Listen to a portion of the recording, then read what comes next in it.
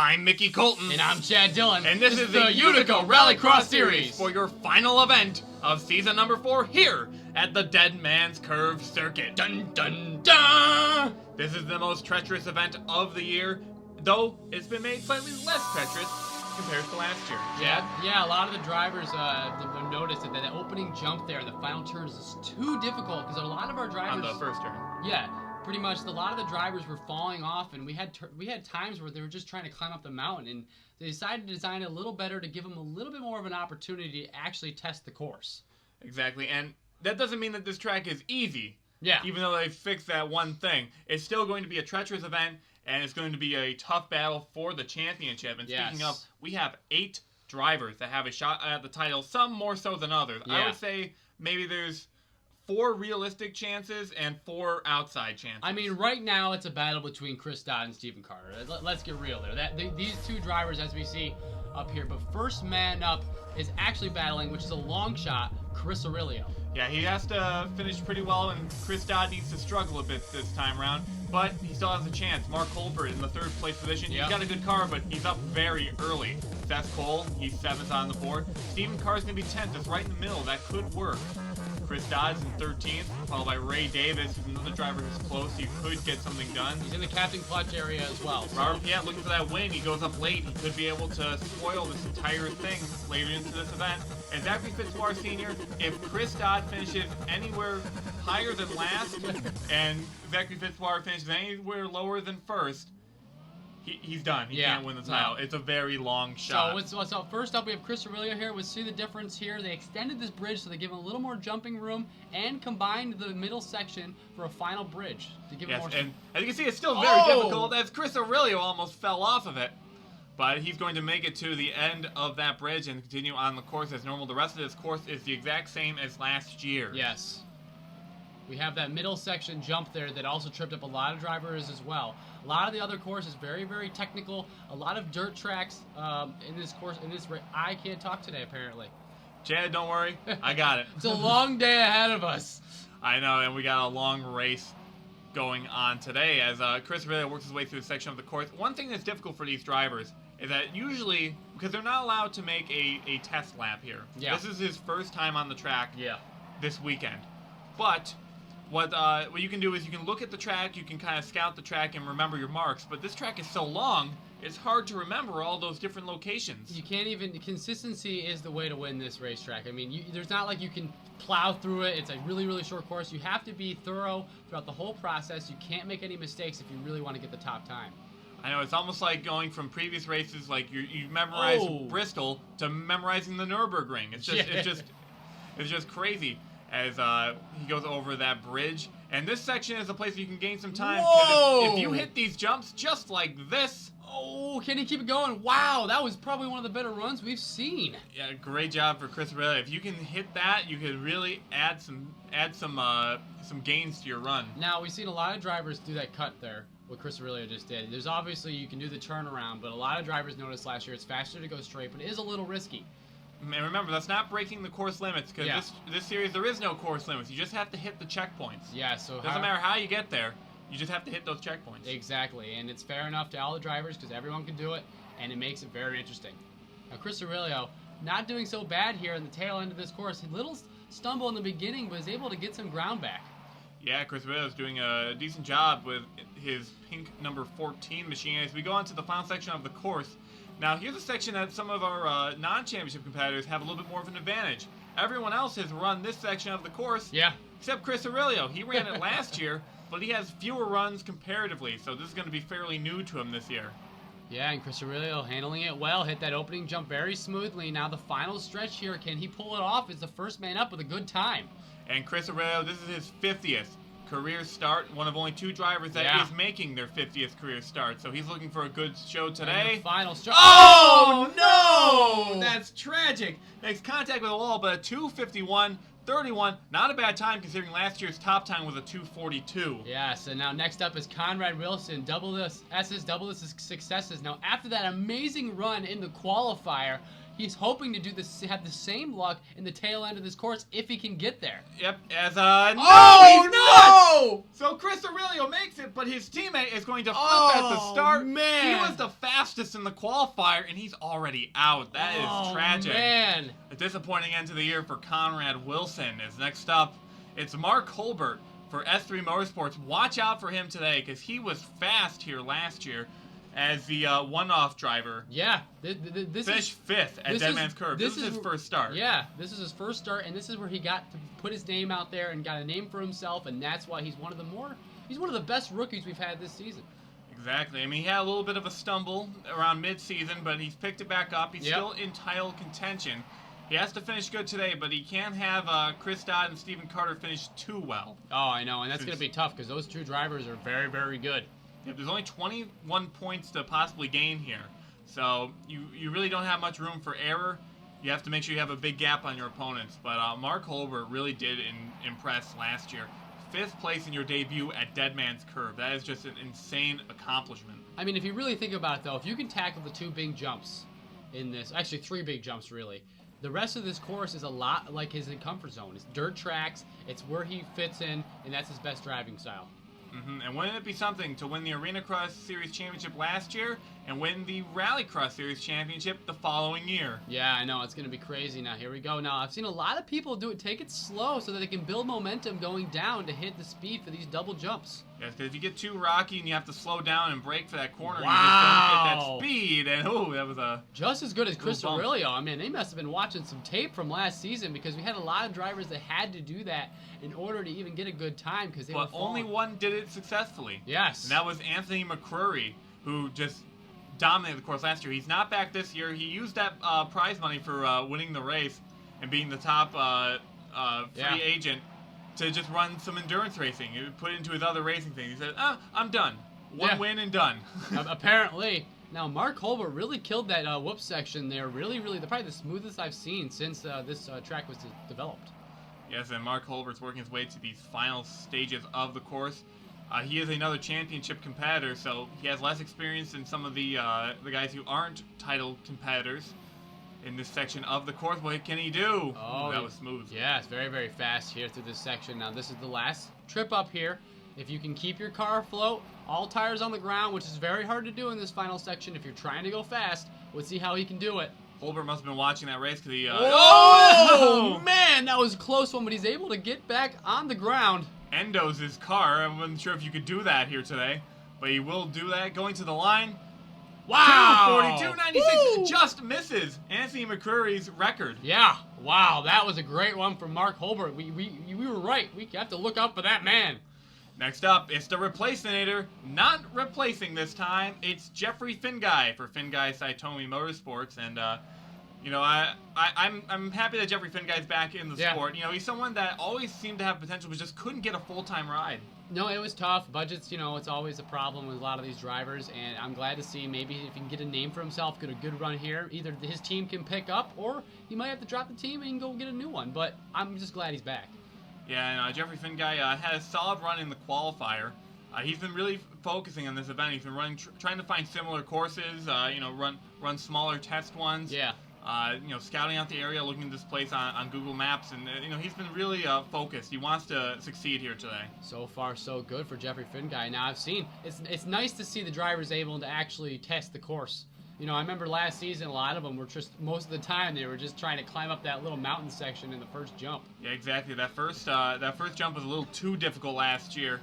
I think the track designers, overestimated what the cars can do. Yeah, no, it was just you had to hit it perfectly. Now it just gives drivers a lot more opportunity. Now, I don't know if he's going to have enough speed to make the jump, but he's going to go for it anyways, and he does. A little rocky in the second half. But that's good the way he went there. Wow, yeah. He didn't hit that jump because that could have sent him a little squirrely on that section. Mm-hmm.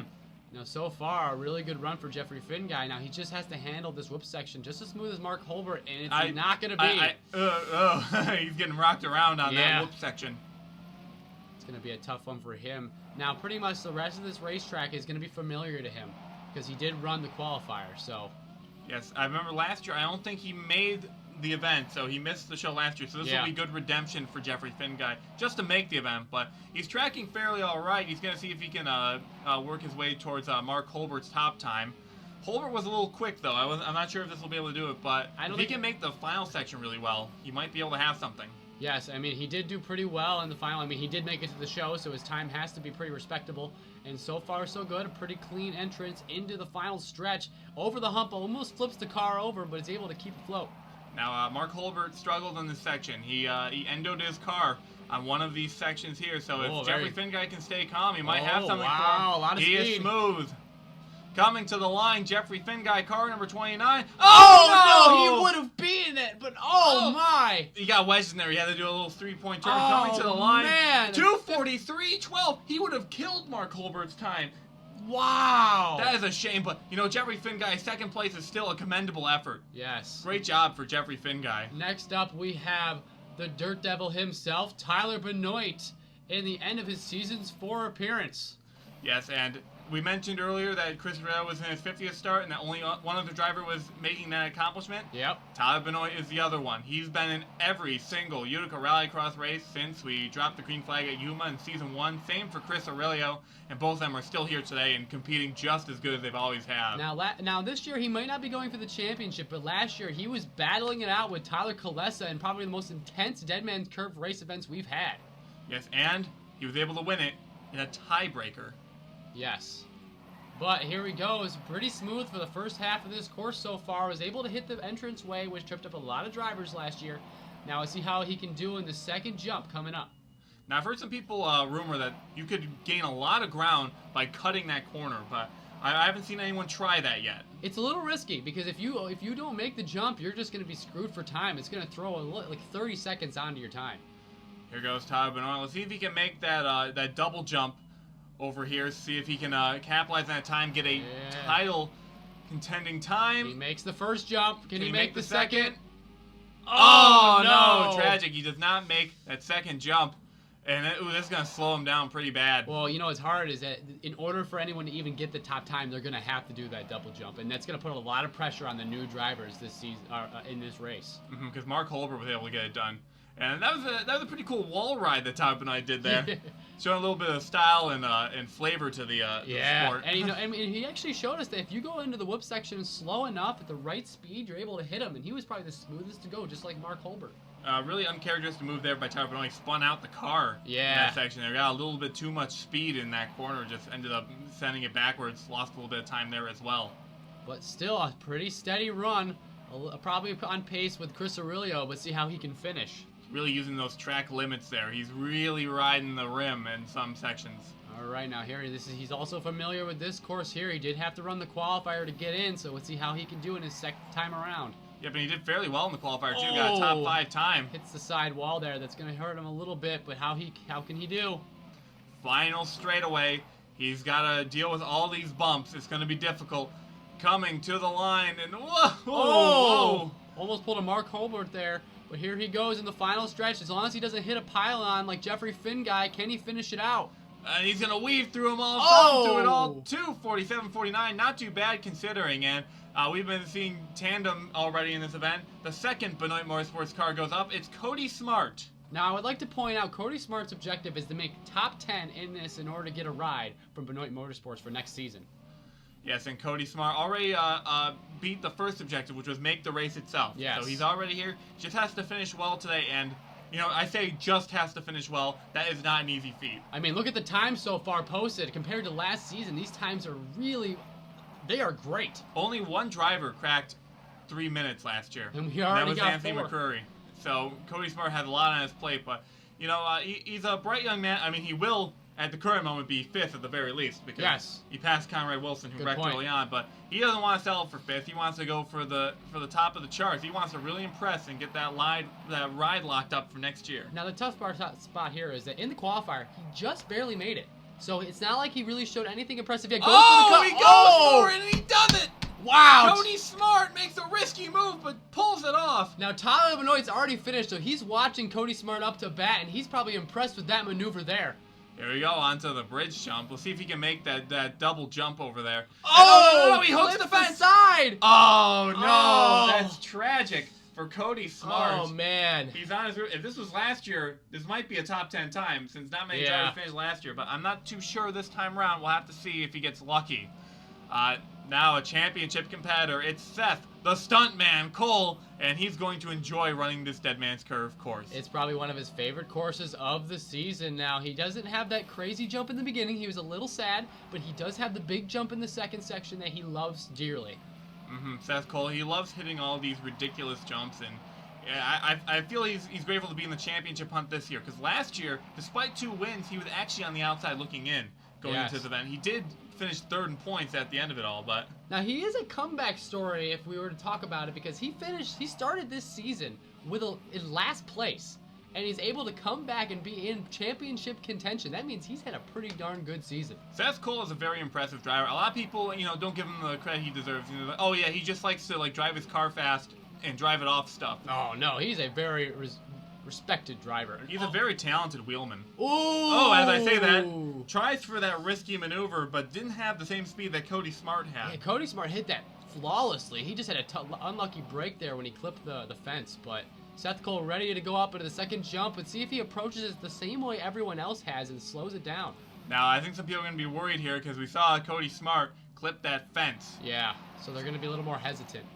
Let's see if Seth Cole can hit this double jump, and he's having fun with that. That must be fun for him to do. Oh, almost flipped the car over. Spiraled it. Can he get it back on his wheels? No! Oh, man. That's going to lose the championship for Seth Cole, but, he's had a good season.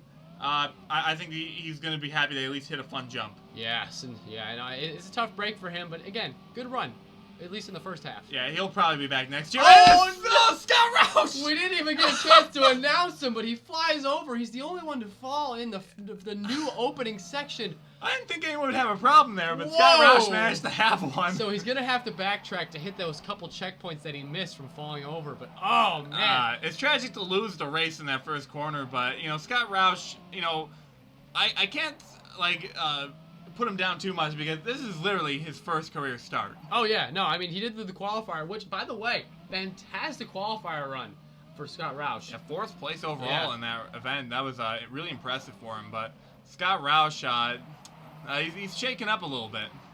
No, he is. I mean, when you fall in a car that far, it can throw you off a lot. Yeah, I'm surprised he's keeping his cool and keeping on track like it. That could be that rookie adrenaline that's going through him. He just fell off a bridge, but he's just gonna gun it. He's not gonna take any holds. Well, what's he gonna lose? I mean, he's just running the race to get his name out there, so why not do the best he can do and just put his effort in all the way? Yeah, he's not a points guy. They are giving a little bit of a bonus if you can win this event. If you're one of these one-off teams to win this event, maybe get a shot at next season. But Roush is just out here to have fun. Oh man, it's a tough call. He tried to cut the corners. He was being a little ballsy there, but it's tough. You have to have a lot of speed in order to make that corner jump. Yeah, and that he'll work that out as he gets more experience. Hopefully, he'll be able to compete in season 5. But Scott Roush, I saw him actually racing some rally cars before that. I remember last race I said I don't think he's been on dirt before. He has. He ran in the NASCAR Rally X series. Yeah. Which is a similar series to this, so he does have some experience. Oh, but he hits this double jump section pretty smoothly. That's probably the fastest I've seen through there. It's not going to cut it though. I mean, he's had a lot of mishaps this run so far. He had the rockiest bridge, but he had the best double jump. Yes, he did. Just to show you how you can lose ground and gain ground. Mm-hmm. I mean, there's so much potential. I mean, you can mess up one spot, get it back, and you can still maybe be able to get the top spot. Scott Roush working his way through this bridge loop. I'm dying. Oh, Chad, don't die unless we have one race left. I know. I'm gonna die. But Scott Roush handling this section well, and now here's the section of the track that he did very well at. He did, and hopefully he can do it again. I mean, it's hard. See, I mean, he had a good run. It's hard to keep the car consistent. You're driving, and these tracks, especially a Dead Man's Curve, is unpredictable. You don't know what's going to happen, especially when you land, twist, and turn. That jump must have seemed much easier to him now because you have a lot more speed working your way up to it. Oh, yeah. In the qualifier, you just had to start from a dead start to do that jump, and some drivers ended up going off track, like Cole Baker. Oh, yeah, Cole Baker. Went right off the side there. It was a tough break for him. Red Rover, he turned that car over. Oh, my God. But Scott Roush coming to the finish line. What can he get for this round? He's going to beat Seth Cole at the very least. I'm not sure if he's got anything for Chris Aurelio. 3:20.16. Wouldn't have been a bad time last season, but it's still not going to cut it. Next up is the Pirate, Alex Giannatelli, and car number 24. This was a big story in qualifying because he finished 8th overall. He's never driven one of these cars before. Yeah. And he's running for Team Motorsports, which is awful. No, it is. Absolutely awful. Yeah, no, but I'd argue to say that he probably will do better than Joseph Inesto and John Cittadino. Boom. Thumbs down. Oh, and it looks like man. Alex Giannatelli, I saw him cutting the corners there. He cut a little too much there.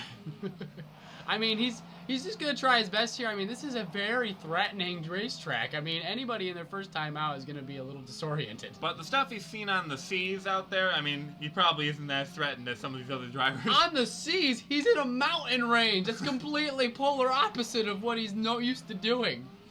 But, you know, I'm glad to see that, you know, Team Motorsports does have this criminal hire program, you know, taking these people that, you know, he's lived a rough life. He's worked with a criminal organization. He's been a bank robber. Yeah, robbing the bank there. Oh, my gosh. But now, you know, he's had the opportunity to turn a new leaf. No, he is, and so far, so good. I mean, he did have a little bit of a clip there on the corner, but it's not going to kill him too much. If he can handle the double jump, he might get a respectable time. Alex Giannatelli trying to do this double jump here today. What can he do? Oh, so far, makes so the first one, and makes the second one. And keeps the car afloat. That's a good run for him. Good. That's what I'm talking about. Oh my God! You give me a thumbs down for the arguing one. And I know I'm a hypocrite, but I don't apologize. Now, not a bad section here. I mean, so far so smooth. And he hits this turn here, coming to the final section, which he did okay at in the qualifier. He was actually a last-minute entry on this entry list for qualifying. They had met. He had met John Cittadino in Team Motorsports in Hong Kong because he was residing in Shanghai for a little while. He was in Hong Kong doing quote-unquote business. Yeah. And Team Motorsports is probably funded by cocaine anyway, so I'm not surprised that they were in the same establishment. You know, you're probably right. You're probably right. I don't know how that team continues to operate with all the criminal activity they do, but they still keep doing. They do, and they bring on a great driver with a great run so far at Dead Man's Curve. Alex Giannatelli's had a really splendid run so far. I think he's going to be in line to compete for this top 5 position. It's going to be close. The final stretcher can really little make rocky. or break. The waves, they're crashing against the sides of this vehicle. But coming to the line, here he goes. Car number 24 is going to bring that car to harbor. Wow, a 2:43.14. Alex Giannatelli's never driven one of these cars before, and he beats Tyler Benoit. Yeah. And Chris Aurelio. Both of them are in their 50th attempt. And both championship winners from previous seasons. That is a good story. As oh no, Steven Carter, no! Oh no! 2 weeks in a row, an issue. But look at this. He's actually recovered pretty well here because right here is where he needs to go anyways. Oh man. He doesn't have to go around. He's gonna going to lose some time. Yeah. But not as much as he could have. He's just got to finish the rest of this race and do it pretty well if he wants to be able to even compete with Chris Dodd coming up. He's got to beat Chris Dodd by, I believe, if he wins, Chris Dodd has to finish, I want to say, 6th or lower. Yeah. Because if they tie, it would go to wins. They both have 1 win apiece, but if Carter can win it today, it would add to his total. I'm not sure who has the most top 5s offhand. Yes, but it's going to be close. I mean, if we get another tiebreaker like we did in the Tyler show, that would be amazing. That will be crazy. That's probably one of the best championship battles I've ever seen in my years as a broadcaster. I mean, it came down to the wire. You had no idea who. Oh, a little slow there. Hopefully he doesn't go for the double jump. He probably won't. And this is not going to be a good run for Stephen Carter so far. No, and that's surprising because in Season 2 he had a really good run here in his first time out. Last year it was pretty unremarkable. I can't recall exactly where he finished or if he even made the event because he was not championship eligible last year. But this year, it's not looking too great. You got to think, the nerves are flowing through him. I mean, he blew his points lead at Hong Kong, and he's really nervous that he hopes to not blow the championship because of it. If he loses this championship, Hong Kong is what did it. Yes. Because everything else this year has been really, really well done. Yeah. He hasn't really had too many problems this year. He's just been kind of lurking behind. Got that win in Nairobi, and then everything else was just kind of like, you know, just solid runs. It was a heartbreaker. I mean, everyone was able to capitalize on it, and it's tough. Hong Kong is a monkey wrench. That's why we put it at the end of the season to throw people off. Some consider it bad season scheduling. but I think it was more interesting. Oh, no, it was. It definitely was. And Stephen Carter able to pull some ground here, hit the double jump pretty good. And look at this session. He got through that section of the course really well. And like we said earlier, you can gain in a lot of positions here. Yes, no, you definitely can. I do like to point out, though, with the double jump, that the track designers had to carve those out, those two side sections there, where none of the drivers have yet to use them. Well, they were planned because the idea of it was that you have a shortcut, essentially. Yeah. But it's very hard to do. Mm-hmm. But a lot of these drivers are starting to master it. Well, a lot of them looked at Anthony McCrury's run from last year and just went from there. Stephen Carter coming down the final straightaway. What can he do? How will this stack up against his peers? He's got to have a good run today. He's got to beat Dodd by 6 spots on track to take the points lead. A little bumpy near the end at 2:55.66. That might be able to be beaten by Chris Dodd. Yeah, that might. But if Chris Dodd had a problem, remember, this track is a bit of a wild card. Yeah. That's currently 6th on the board right now, which isn't too bad. But next up, Nick Pericles, car number 22, back in the Red Viper Racing entry. And call out Gianatelli. He's rocking the boat with that one. Yes, he is. Rock the boat, baby. Don't think too much of it. We'll have to pay for it. Good point. All right, I'll shut up. Our copyright guy is looking at us with a little bit of a glare. Oh, wait, he went back to drinking his coffee. He's good. Right. He's good. But Nick Pericles on track right now, and we haven't seen him in a while. I forget exactly where he finished last year in the standings, but he wasn't championship eligible going to the final event. Just missed it. He won at Elkhorn Pike last year, though. Yeah, which is actually a really, really tough one to win at because you got a lot of drivers that are very superb at that track. And the plus side about winning there, that shows that you're good at that dirt section. And whoa! Oh, not bad, though. He's able to keep the car straight and is able to actually still gain some ground there. This is rallycross, not skateboarding. As Nick Pericles, he has experience there, so that can transfer over to here, but only to a degree. Because it is half street circuit. Now remember, a lot of these drivers are just competing to get their name back out there or even to secure a spot for next season. Oh, almost flips it over! Well, we know he's not going to be able to make the double jump. No. So it looks like those track designers will get that section of the course used. Yeah, so like, we just cleaned it. We were going to worry to not use it, but they're going to have to use it now. Yep, and he's going to go around on both. Now, this is going to kill his time. Not going to win this event.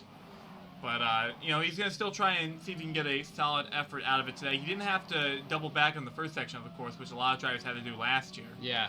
I mean, so far, it still hasn't been a bad run. Very fast through it. I mean, it was a little dangerous, but he had a lot of momentum through there. I'm trying to think if that was good or bad. You can never I tell. have no idea. It looked like he gained a lot of ground, but he did so in such an odd manner. Yeah. All right, Nick Pericles coming to the final stretch of this racetrack. Not a good time, but it's still going to hold its own probably in the final stretch. Now, we've been talking about Anthony McCrury today, and it'll be interesting. Someone in this race will get their first win at Dead Man's Curve. Yeah. Because so far, we've run this race 3 times. The winners have been Brandon Bain, Matt Evans, and Anthony McCrury. All 3 of them are not here today. Exactly. Well, in a race car. I know Matt Evans is here because he's coaching his father. Matt Evans hilarious. is here. It's kind of sad to not see him race in Dead Man's Curve, but you know what? His dad's going to hopefully do well today. Yep, he'll be coming up a little bit later in this event as Nick Pericles down the final straightaway. He's a little bit rocky. He might be having some suspension issues. No, it's tough. I mean, especially with this track, you got all the bumps and jumps and everything else. It's going to really throw your car around. It's going to be a 2:52.27. Not a bad time for him. I think that edged out Stephen Carter, which is not a good sign for the 4. As next up is the Queen, Annie Thomas, the home tracker, one of 2 Australian drivers in the field. Yes, Annie Thomas hoping to capitalize on this appearance at Dead Man's Curve, hopefully to get her name back in the Rallycross Series circuit. Now, Victory Racing has not had a success at this track in terms of victory. Yeah. Last year, Betty Johnson drove the car and wrecked literally in turn 1. Yeah. She got a Cortez point that year. Annie Thomas in season 2 attempted this as her first event of her Utica Rallycross Series career and wrecked out very early on. Not last, but was pretty darn close to last place. So far, a better appearance than the first 2, so hopefully she can capitalize on it. So no matter what, this will be better than her first appearance and better than what Betty Johnson did last year. Yeah. She missed this event last year, which was a real blow to Annie Thomas. She was really hoping to do well in front of her home crowd.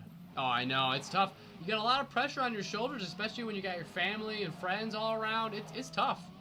Yep, as Annie Thomas going to the bridge jump followed by the double jump afterwards. Let's see if Andy Thomas can finish this course strong. Oh, went really fast. I might not be able to get enough speed for the double jump, but see if she can pull it off. She do makes the first one. Just edges it on out. the ground. No! Andy Thomas. Oh, Rex, man. that's 2 DNFs and 2 starts, and that's a shame for Andy Thomas. Oh, man. Now, Next up, here's the driver that everyone's going to be looking out for. It's Chris Dodd with the hot bod, and he's got a hot race car out there today yes, as well. he does. He's got a lot of pressure on his shoulders in order to win this championship. He is leading in the points. He just has to have a good run today and hope that no one else does. Right now, Stephen Carter is his main competition, but he's got to be wary of Mark Holbert. If Dodd doesn't do too well today, and Carter's already near the back, Mark Holbert could steal this championship away. And if they do happen to tie for some reason, Mark Holbert does have the tiebreaker. He has 2 victories this year. Yeah. So we'll have to see how we can do here. Now, the Puerto Rican driver of Chris Dodd, he's been very exceptional this year. He won in his first start at Yuma. He did. He's done great all season long. He's been very consistent. I think maybe only a few times he's finished outside the top 10. I think his worst finish is maybe something like 14th, I want to say. Which is, it's not a good finish, but the fact that he's able to be so consistent, especially in the tail end, he's been so clutch near the last end of these races. He's capitalized on Hong Kong when Stephen Carter went out. He's capitalized at every single opportunity he can to gain the points. Yes, and he was a little bit slow mid-season, but he really picked it back up. And he's currently running well today. You just got to make sure he gets through all these trouble sectors, and he may have something. See if he can hit the double jump. So far, a very clean run. No mishaps so far. A little smut to that was good over there. Here's going to be a little bit of a bobble, but he does make it. All right, let's see how he handles the whoop section, because you can gain a couple seconds here if you can handle this very smoothly. Yeah, because if you get your car in the right rhythm, that can really help you run. It looks like Chris Dodd's doing it right. Chris Dodd with the hot bod and the hot rod. On track, trying to get it done. Can he pull it off? So far, he's on track with Mark Holbert's time. Can he actually pull it off here? He's got a final section in the go. Now, Mark Holbert made a mistake in the last section. He endoed his machine.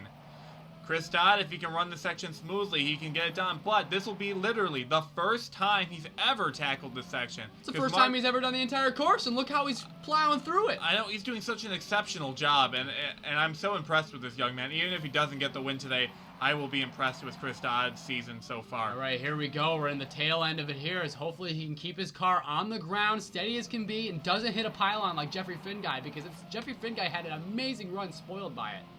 Yep, final section of the course. Chris Dodd plowing his way down the final stretch. Oh, man. Coming to the line. Can he avoid the pylons? Oh, here he goes. He Coming gets to the around line. it. He gets to a 30, 35.72. Oh, Chris my. Dodd takes the top spot.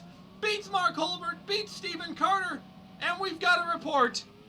Chris Dodd cannot possibly be beat for this championship as Ray Davis. What is he doing? Wow. Ray Davis, another championship competitor, but it doesn't matter now. Chris Dodd with one of the most unbelievable finishes in Dead Man's Curve history. Oh my God, we still have, with Ray Davis, we still have 7 cars to go, and he's already locked the title. Wow. That is unbelievable. He was not messing around today. He came to win, and he conquered. But we'll, oh man, I'm out of breath. That was such an amazing run. He beat Mark Holbert's time by 7 seconds. That is unbelievable. Oh my God, almost 8 seconds. But oh my gosh. Chris Dodd, an exceptional run. We'll see if that'll stick. I have a feeling it might. Yeah, no. But even if he doesn't win today, if someone can beat him, he is still the champion. There is no stopping him. But speaking of championship contenders, there's Ray Davis in car number 7, who unfortunately had a difficult run there. And I was going to mention before Chris Dodd blew us all away, Ray Davis and Dead Man's Curve do not have a loving relationship. No, they do not. I mean, Ray Davis has always been Captain Clutch, a really respected driver, but this seems that it's too hard. He just seems to throw him off every time. Basically, Season 1's championship would have been his if he didn't struggle here. Had a rough time. Then Season 2, he wasn't present for this event. They had John Lesko in the car.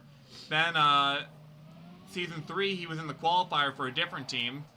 He failed to qualify with the C&M Rally team. Yeah. This year, he's in the show locked in, but this has been an abysmal run so far. Oh, I know, and it's tough. I mean, it's overshadowed.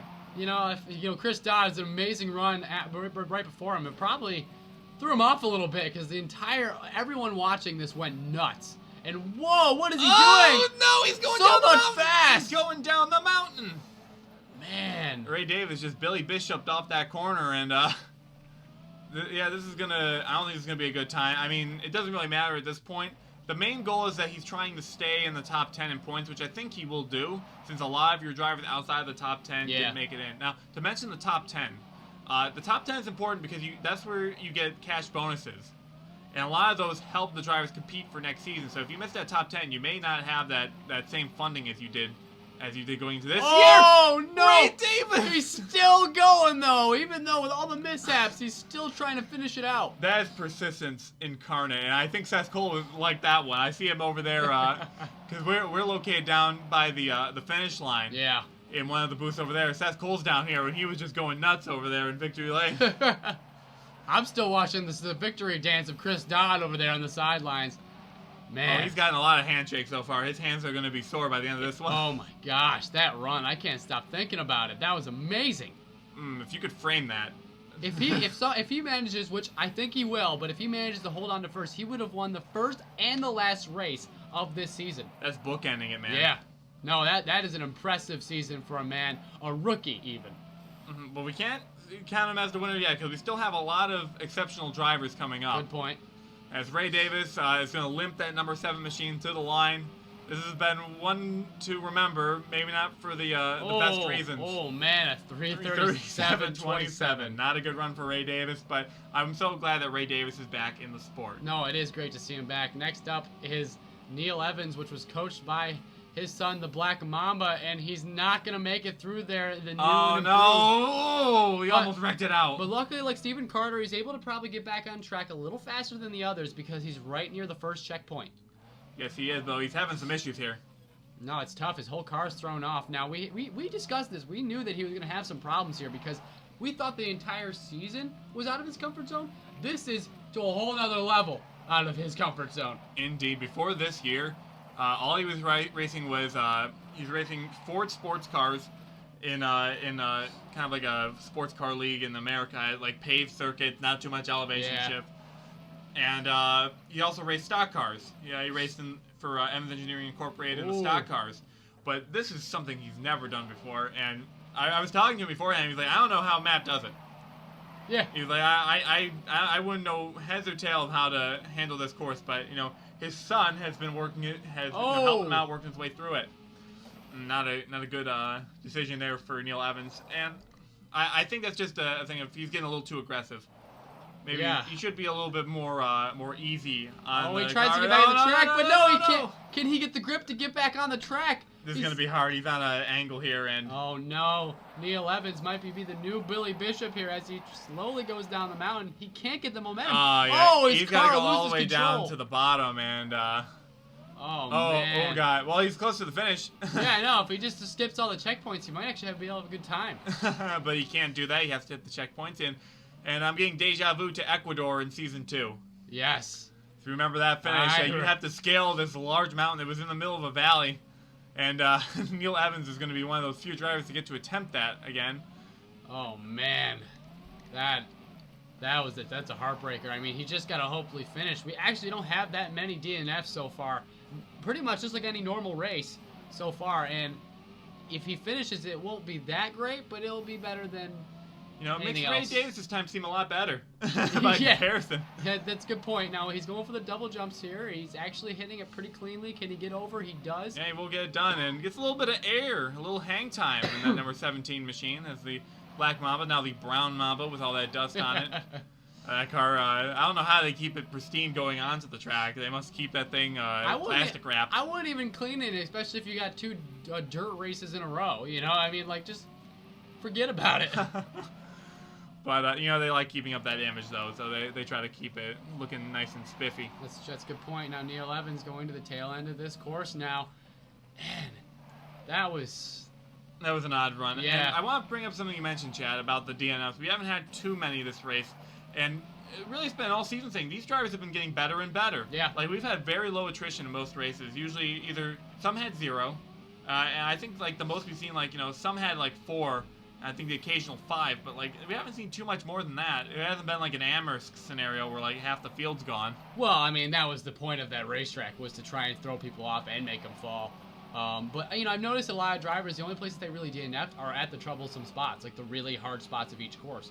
There hasn't been a lot of lackluster, just random DNFs and random bailouts this season. Coming to the line, Neil Evans, a 3:38.67, Wow. just missed Ray Davis's time. So not going to be a good run for Neil Evans. That will end a fairly disappointing year for Evans Engineering Incorporated. As Johnny Gardner in car number 21 is on track, and he's springing into action. Yes, he hits the first jump there, unlike Neil Evans, and he's able to get back on the course. Hopefully, Johnny Gardner can have a good run to make a name for himself. And Johnny Gardner, you know, he's a bit of a stock car racer, not really much into rallycross or rally racing. So this is he's a fish out of water for this event. I'm noticing a lot of stock car drivers trying to come into the rallycross circuit because they want to test themselves in a different way as a driver. Yeah, because stock car racing is difficult because, you know, there's a lot of centrifugal force. There's a lot of maintaining a line. It's very difficult. Oh.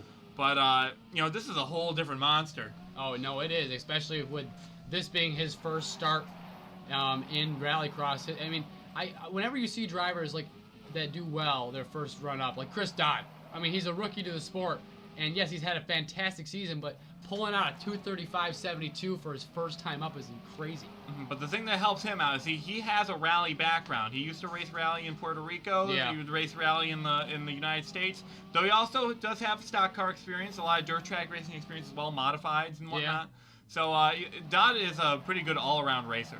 Very impressive driver. And Gardner! Oh! That's a shame, but you know what? I'm going to give Johnny Gardner a bit of credit. To make it this far in this Dead Man's Curve finale event is impressive.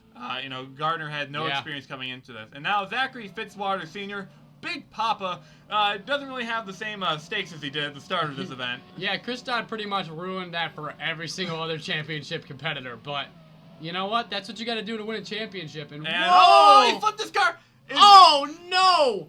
Oh, my God. So, hold on, wait a second. So, Zachary Fitzwater Sr. needed to win the race and for Chris Dodd to finish last, but now Chris Dodd is currently leading, and Zachary Fitzwater Sr. is currently in last. Wow. That's, I think Zachary Fitzwater is going to maybe not talk to anyone in post-race. Yeah, no, I wouldn't do it either. And well, Ryan Raso saves it. Ryan Raso, hoping to have a good run here. Everyone's hoping to have a good run here. Why do I say that every time? You know. Well, everyone does. I mean, no one's going to hope for a bad run. Yeah, you're right. You're so Ryan right. Raso didn't come here saying, "Man, I hope I suck." But Ryan Raso, Canadian race car driver, races a lot of rally up there, but he got his start in stock cars. Yeah. But had a really terrible accident a couple years back in Utica Home Track Series. He was running for the team that Nathan Hudson runs for. He was in an exhibition race, hit the wall hard on the front straightaway, and it nearly killed him. It was tragic. He was in the hospital for a while. I remember seeing that live, and it was devastating. I mean, I'm glad to see he's back at it, and he's got no fear in his bones, and he's ready to tackle a even more life-threatening circuit of rallycross. I know, and Ryan Raso, you know, he went through a long recovery. Like he couldn't walk for a good several months. Yeah. You know, he slowly worked his way. They didn't think he was going to be able to drive a race car again. Well, you know what? He proved everyone wrong, and I'm pretty sure that's why he's trying to tackle it. Because you know what? He's like, I went through all that. Why not just live life to the fullest and just do everything the best I can? Ryan Raso in car number 6 trying to make things happen here today. As he's made it past all the difficult parts, so I think he should be able to finish this course if he just hangs on to it right, which will be a lot better than what this team has been doing this year. This has been a bad year for Jaeger Rally Team, as Nathan Hudson had some of the worst finishes of his career. No, he did. It was just a lackluster season. It was bad. It was. He probably never wants to even talk about it again. Something about car number 6, it just seems to have trouble with success, because we had the issue of Billy Bishop in car number 6 really struggling. Yeah, but then I think he changed to the number 2 car. And then he did much better. Yeah, so I mean, maybe it is the car that's causing all the problems. But something about car number 6 is jinx. Oh no! Ryan Raso flips his number 6 machine on that last big jump, and unfortunately, the 6 machine starts off the season with a DNF, ends it with a DNF as well. So. Yeah. But hey, kudos to Ryan Raso. He did such a great job out there. Maybe he'll get some more opportunities in the future.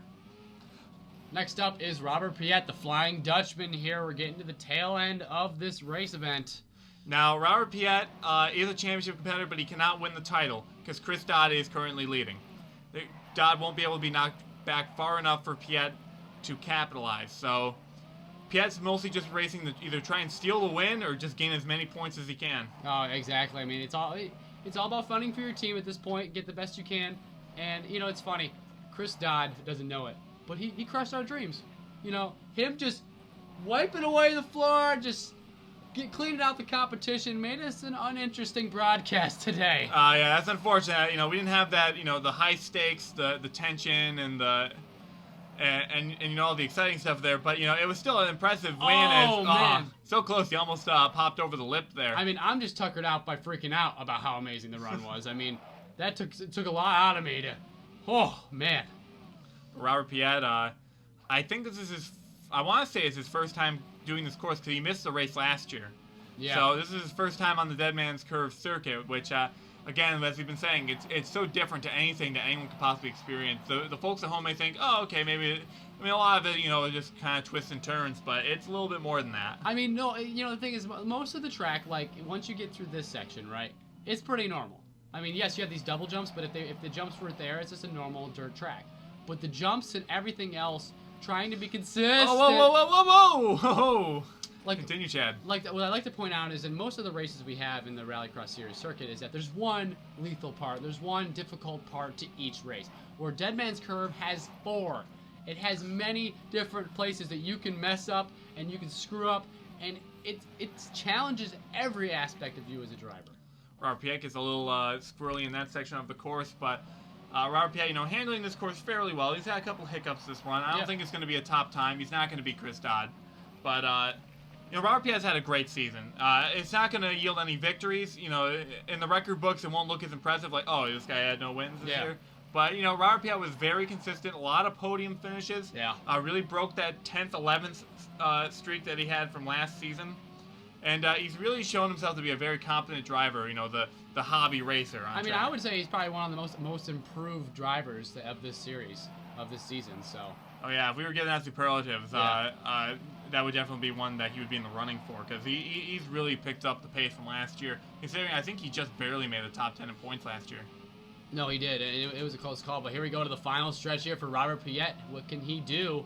Coming to the line. A 2:58.31. Not going to cut it. Not the best, but it's still a respectable time.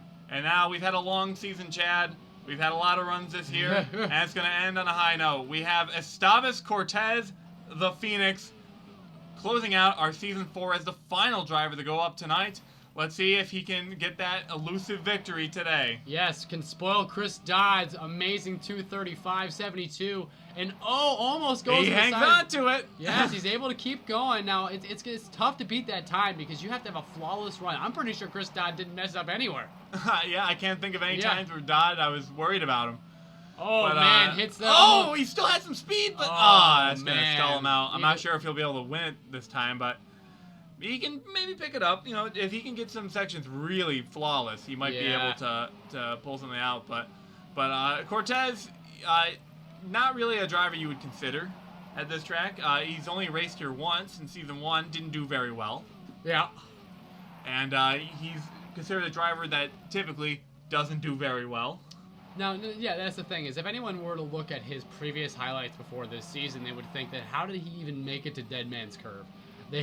And, you know, even though he went down in points and he didn't have a chance to compete in the championship, we don't want to overshadow the fact that he did have a great season overall, a comeback, really. Yeah, another driver that would be considered for most improved. Yeah. As he's had such a good run this year. And no! In our Aw. final race of Dead Man's Curve, Esteves Cortez DNFs right after the double jump. And Chris Dodd's going to be doubly happy because not only does he win the race, he wins the championship. Yes, he does. Chris Dodd having such a good round here in Dead Man's Curve. Congratulations. Mark Holbert, though, second place. Yeah. Exceptional effort to really work his way back. Jeffrey Finguy hung on the third. Let's point out, Jeffrey Finguy, if he didn't hit that pylon, probably would have broke 240. And In fact, he might have won this race. Yeah. He was quick. And Alex Gianatelli, first time out, 4th place overall. Two exceptional runs. That might be a new driver for the Team Motorsports, really showing his stuff. I know, goodbye, Joe. Yeah. But Tyler Benoit rounds out your top 5 exceptional run for the veteran. Oh, yes, and then you have Chris Aurelio also, them 2 guys that have run 50 races doing pretty well. Yeah, a lot of exceptional runs throughout the top 10. Ray Davis and Neil Evans, though, just missing at 11th and 12th. Ryan Raso, the highest placing of your DNFers, followed by Seth Cole and Esteban Cortez. Yeah, and then you have Annie Thomas, Johnny Gardner, Cody Smart. Cody Smart, tough break for him. He had a really good start to it and just not going to cut it. Yeah, not going to make that top 10. And then Conrad Wilson and Zachary Fitzwater Sr., that was a disappointment for those two. They barely got to run the course very early on. And I know both of them were hoping to show their skills today, since some people are questioning the abilities of both drivers. I know. I mean, it's tough. I mean, Zachary Fitzwater Sr., don't get me wrong, had that amazing run at Blackpool. So let's take a look at your final point standings. Chris Dodd is your champion, 2 wins, 147 points. I think that's the highest point total for a winner outside of Adam Dunlap, who ran more races. Stephen Carter follows behind in 2nd place. Great run for him. And Robert Piet, a podium in the standings. Yeah. Able to edge out Mark Holbert by 2 points. Yeah, I know. It was crazy. And then rounded out with Ray Davis with a lackluster finish today for your top 5. Seth Cole, 6th place in points. Nothing to sneeze at. Chris Aurelio, 7th. And Todd Benoit, 8th. Not what he was hoping for. That's probably his worst championship run in his career. But it's still a top 10 effort. Zachary Fitzwater Sr. and Esteban Cortez, despite the DNF, is going to sneak into the top 10. Just barely beating out Conrad Wilson, which is not going to... By only 2 points. Yeah. So that's what separated them from getting the funding to basically be locked in for next year. And then you got Tyler Collette at 12. That's a huge disappointment. William Duncan as well, with the great start he had to the season. And he was a championship competitor last year. So, I mean, it's not a good turnaround for him. Followed by Colin Bartel and Sean Angel to round out your top 15.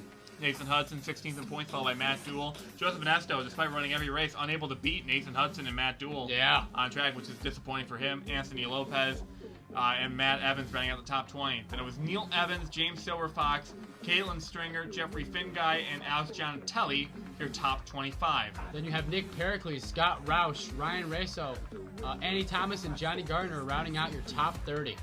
Yes, and a lot of these drivers weren't able to compete with the top guys. Cody Smart rounds out the point standings with only 3 points, but at least it's not a Cortez point, so he's fine in that regard. That's good, yeah, and hopefully Tyler Benoit still considers bringing him onto the team, even though because he did have a pretty good run, but despite the fact of hitting that fence. Yep, and just another thing about the points, there were 3 drivers that attempted the race this year that didn't make the show. They were Alex Tanker, Tyler Faber, and Cole Baker, all of them scoring a goose egg in the point column. Exactly. But, Chad, we had such a great season this year. It was a wild one.